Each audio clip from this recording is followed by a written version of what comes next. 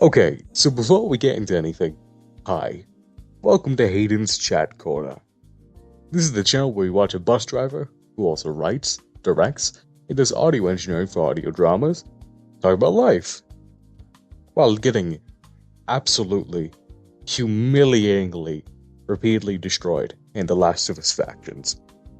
That's not big, by the way. That's just my life happening in real time. Please don't feel bad. I don't deserve your sympathy. So, who am I? By night, I drive bus. Same routes, same stuff. Completely unpredictable people. You'd be amazed how much you learn about humanity at 11 p.m. on Tuesday when a guy gets on and immediately starts an argument with a seat. By day, I'm writing scripts, directing scenes, mixing audio, basically building stories out of nothing. Like some kind of broken wizard. And this channel is kind of where those two things collide. Because when you spend enough time with real people, like real people, not quirky sitcom real people, you realize life does not follow a script, even when it desperately should. Case in point, I got fired from my last job, at a UPS store.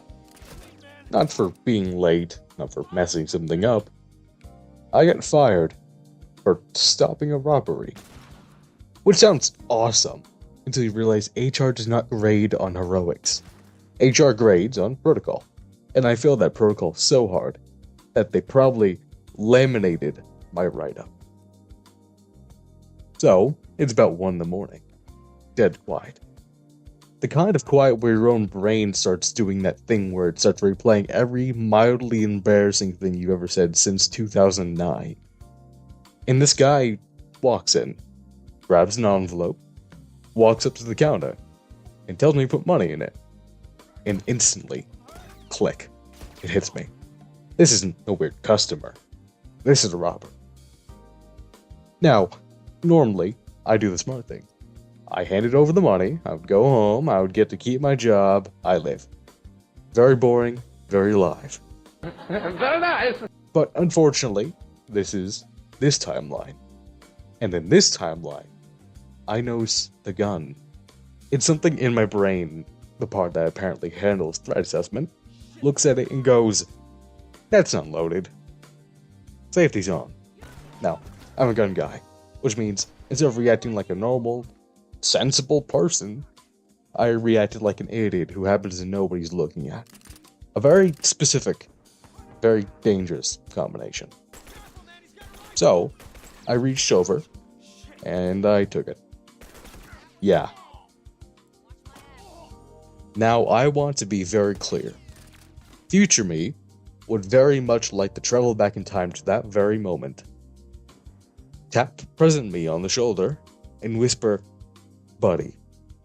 No. But present me was already committed. So I'm now standing there, holding this man's gun. He's staring at me like I just skipped 3 pages of the script and landed on the ending he did not rehearse for. Which, to be fair, I did. So I look at him and I say, look, you can have the money, but I'm calling the cops. And then, I don't know where this came from, some dark corner of my brain that apparently minored in negotiation, I add, or, if you don't want me to call the cops, I keep the gun and you walk away with nothing. He thinks about it. And then he goes, okay. No argument. No escalation, just, okay. I don't know if it was because I was convincing, or because I was holding his gun and had the energy of someone who absolutely had nothing to lose at 1 in the morning. Probably both. So I called the cops. And then we were just talking for 30 minutes straight. About guns, about life, just vibing. Like we didn't meet under genuinely the worst circumstances 2 strangers can meet under. At one point, I told him about my Ruger Red Hawk, which, if you know you know, tank of a gun. Completely unhinged thing to bring up mid-robbery. But there I was, casually networking with a man who had just tried to rob me, because apparently that's the kind of person I am. And that's the part that actually got to me. Because standing there, talking to him, I kept thinking, there's a version of this, where we meet somewhere normal. Where we're co-workers, where we grab coffee and argue about firearms like civilized people. And then there's a version where I misread one detail, where I'm wrong about the gun, where I get my head ventilated by a guy who's having a much worse night than me. And instead, I'm here, having a weirdly decent conversation at 1 in the morning during a robbery I technically just derailed. The cops show up eventually. I point him out. He doesn't run, doesn't argue, just walks up to them and puts his hands out. That's it. I handed over the gun, which was genuinely the only decision I made that night that anyone would put in the correct column. And a little while later, I got fired because I didn't follow protocol. Which is fair. I didn't. I followed whatever that was instead. But here's the thing that actually stuck with me. People talk about fate like it's this big, elegant, planned out thing.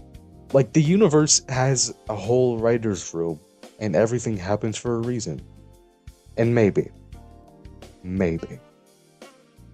But from where I'm standing, it feels less like a plan and more of a series of coin flips you didn't know you were making.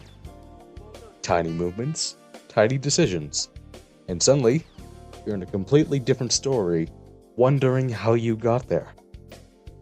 There's a version of me that still works at that UPS store. There's a version of me that made a worse call. And then there's this version. The one driving the bus, making audio dramas, losing spectacularly at a video game, and telling you about the night he accidentally befriended a guy who tried to rob him. Fate is a funny thing. Or maybe it's not fate at all. Maybe it's just chaos, and we narrate it afterwards so we feel like it's supposed to happen. Either way, I'm here, getting folded, and somehow that's the timeline we ended up in. So, that's the channel.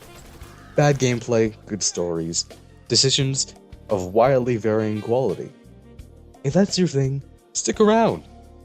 Next time I'll probably cover up something less likely to end up in my termination, like a Reddit deep dive, some opinions I should probably not say out loud, or something that may or may not be allowed on YouTube. Hopefully. No promises.